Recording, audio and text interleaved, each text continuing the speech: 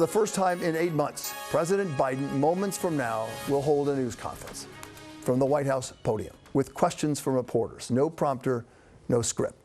This weeks after the presidential debate debacle and the launching of chaos in the Democratic Party. And the news conference on the heels of the latest poll showing Biden and Trump in a dead heat for the election. Jim Dolan with the high stakes of tonight. He's in the newsroom. Jim? Bill, all eyes will be on the president's news conference tonight. But just moments ago, President Biden had a remarkable and unfortunate gaffe on the world stage. While introducing the president of Ukraine, Volodymyr Zelensky, Biden referred to him as President Putin. Vladimir Putin, of course, is the president of Russia, the country currently invading Ukraine. Let's take a look.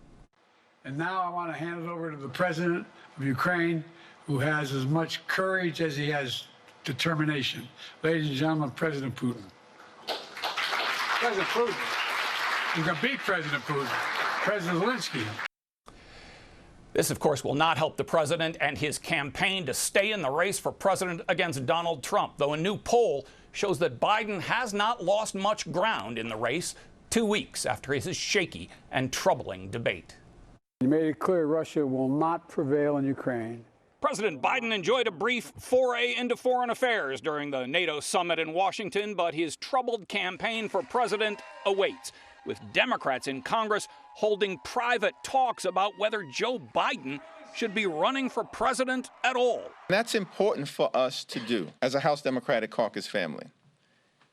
And as long as those conversations are ongoing, I'm going to respect the sanctity of those conversations until we conclude that process. But while Democrats are talking, Americans are calling for action and change. A new ABC News poll shows that 85% of Americans think Biden is too old for another 4-year term in the White House.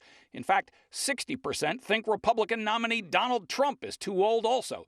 Peter Welch of Vermont became the first Democratic U.S. Senator today to call for Biden to step aside and let a younger candidate emerge.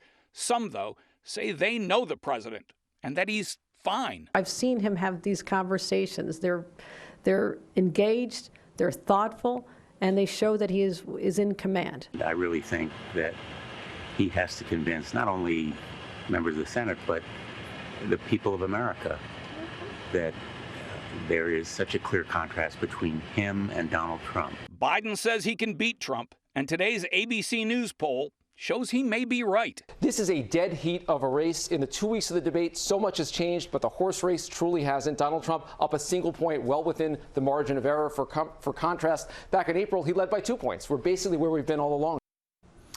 ABC News confirmed today that the Biden campaign is conducting its own polls, and some of them are designed to see if Vice President Kamala Harris could beat Trump if she were the nominee. Of course, she's not right now. President Biden has insisted he will stay in the race, and at tonight's news conference will try and convince a skeptical electorate that he's up to the job.